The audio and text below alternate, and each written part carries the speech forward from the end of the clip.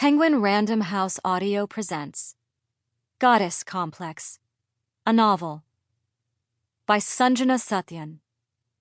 Read for you by Rukmini K. Desai. For Bill, of course. Part 1. The past is still too close to us. The things we have tried to forget and put behind us would stir again, and that sense of fear, of furtive unrest, might in some manner unforeseen become a living companion, as it had been before. Daphne du Maurier. Rebecca. Chapter 1. Expectations.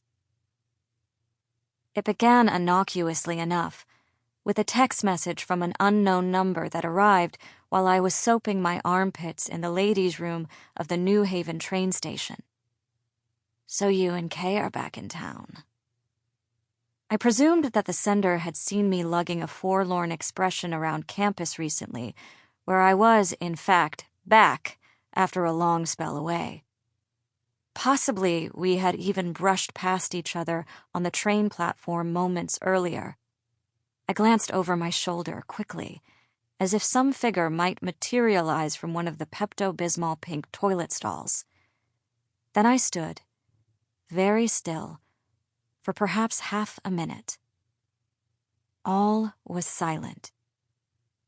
I became suddenly aware of the foolishness of my posture, the way I was leaning toward the mirror, lit by the sickly fluorescence, my true eyes fixed on my reflected eyes, like a cat tensing up at its likeness in a window pane.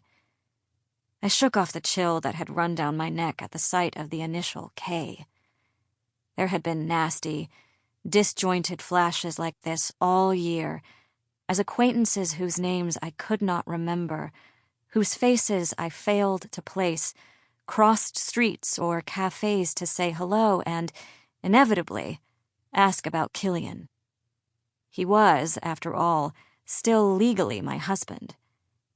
I usually just said, "Oh, he's out of town," because I could not bring myself to explain the limbo of our situation. I had ghosted him last summer, and we had not spoken in nearly a year. I was something between a wife and an ex-wife, between who I had been and who I would be next. I pocketed my phone and returned to the task at hand, dabbing my smelly underarms with a damp paper towel. I had stopped shaving, out of laziness rather than self-empowerment, and the more forested my pits grew, the more they seemed to become their own ecological zones. On top of that, I had lost my deodorant, and I could not bathe, as I could not go home.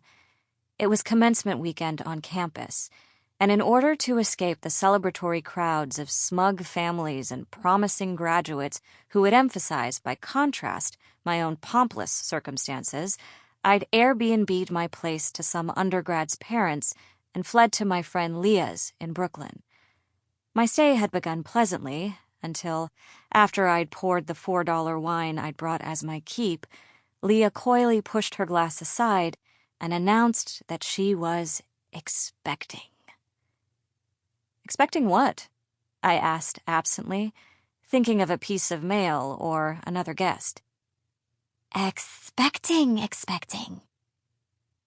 Her beam matched the sheen of her stainless steel appliances.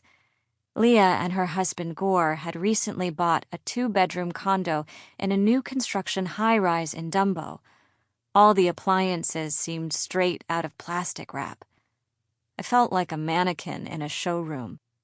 In college, Leah had passed one barefoot, braless summer volunteering on a dairy farm, sleeping on alpaca rugs, extolling diva cups. More recently, she and Gore, both attorneys at white shoe law firms, had been featured in a New York magazine piece about millennials' home-buying journeys. I was still unaccustomed to this new Leah, who had found serenity in her renunciation of renunciation. My throat clogged, and instead of congratulating her on having become successfully inseminated, I said, "Who the fuck says expecting instead of pregnant?" Her doll-like features immediately contorted into an expression of utmost sympathy. I grasped that she thought I was jealous. It was true that my life was increasingly becoming the warped inverse of hers. I'd left Killian the month she and Gore celebrated their 2-year wedding anniversary, signed a lease on a dank studio weeks before they closed on the condo. And there was something else, too. Unbeknownst to Leah, I had terminated a pregnancy last August.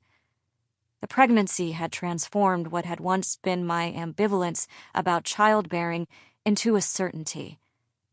I could only think, I do not want it in me. I cannot be split. For weeks after the procedure, I cramped and bled. The doctor said the bleeding went on too long.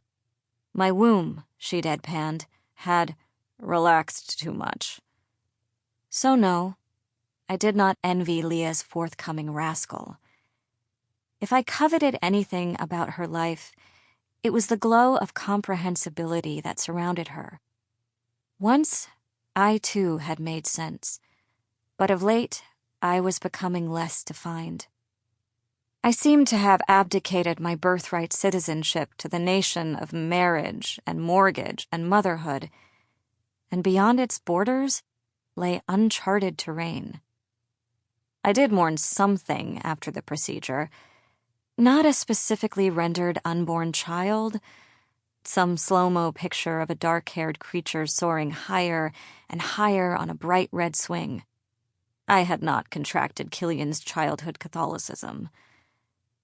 Rather, I grieved the loss of a version of me who was more fathomable to the world.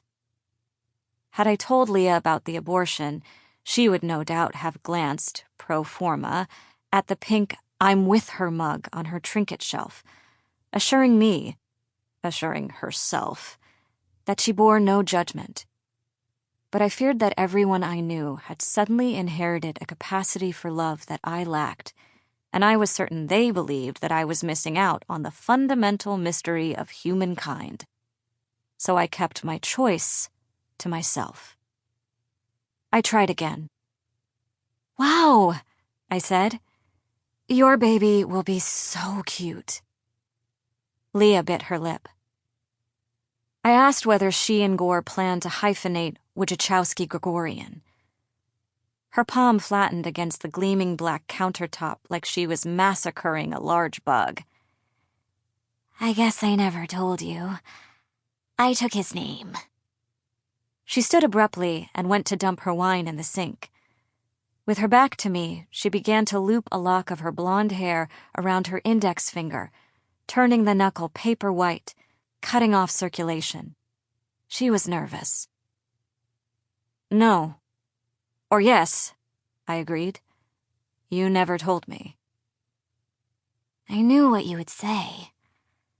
Her vast blue eyes narrowed warningly, puddles shrinking in the sun.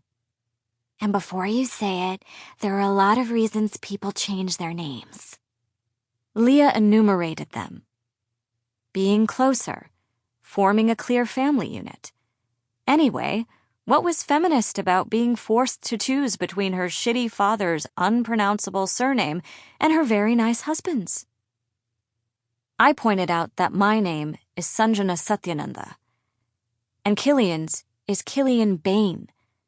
But I had not become Sanjana Bain in order to assimilate into an easier identity. Plus, I added, she was blonde. She asked what that had to do with anything, and I said it meant she didn't get to complain about her ethnic last name.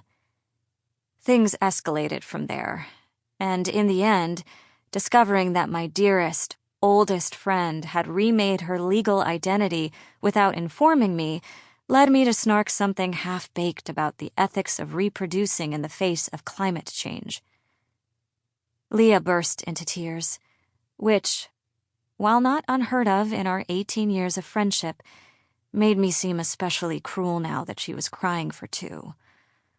Gore soon appeared. Sample complete. Ready to continue?